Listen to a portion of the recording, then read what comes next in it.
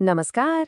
चलिए उत्तराखंड बजट 2026-27 के सबसे जरूरी पॉइंट्स पर फटाफट एक नजर डालते हैं। ये खासतौर पर प्रतियोगी परीक्षाओं की तैयारी के लिए एक क्विक रिवीजन गाइड की तरह काम करेगा। तो शुरुआत करते हैं कुछ सबसे अहम आंकड़ों से जो इस बजट की नींव है। सबसे पहला और सबसे बड़ा आंकड़ा 2026-27 के लिए कुल बजट है 1,11,703 करोड़ रुपए से भी ज्यादा। वाकई में ये एक बहुत बड़ी रकम है जो दिखाती है कि राज्य की योजनाएं कितनी महत्वाकांक्षी हैं। इस बजट को पेश किया है वित्त मंत्री प्रेमचंद अग्रवाल ने, और दिलचस्प बात यह है कि पिछले साल के मुकाबले इसमें पूरे 10% की बढ़ोतरी हुई है। हाँ, साथ ही ये भी ध्यान रखना होगा कि राजकोषीय घाटा लगभग 12,579 करोड़ रुपए रहने का अनुमान है।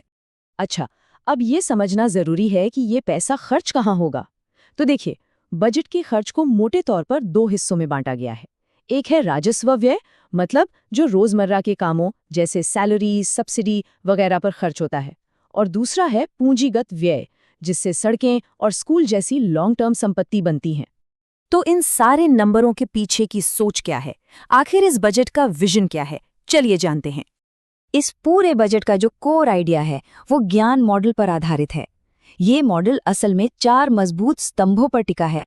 तो ये GYAN आखिर है क्या?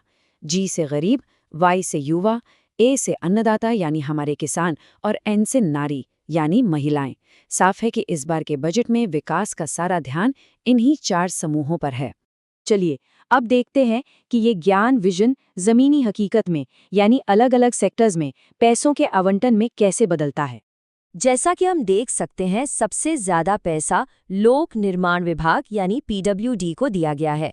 इससे एक बात तो साफ है कि इंफ्रास्ट्रक्चर का विकास सरकार की टॉप प्रायोरिटी है। पर्यटन और संस्कृति को भी काफी बढ़ावा मिल रहा है। इसका सबसे बड़ा सबूत है आने वाले कुंभ मेले की तैयारियों के लिए ये भारी भरकम बजट।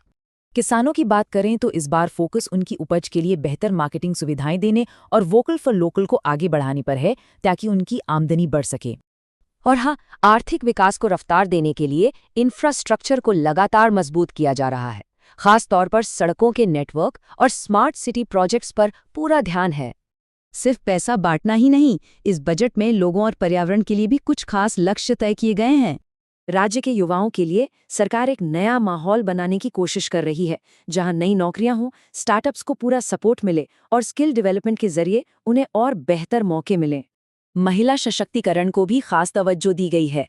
इसके लिए नारी शक्ति योजनाएं हैं, बेहतर स्वास्थ्य सेवाएं हैं और सोशल सिक्योरिटी को भी पहले से ज्यादा मजबूत किया जा रहा है।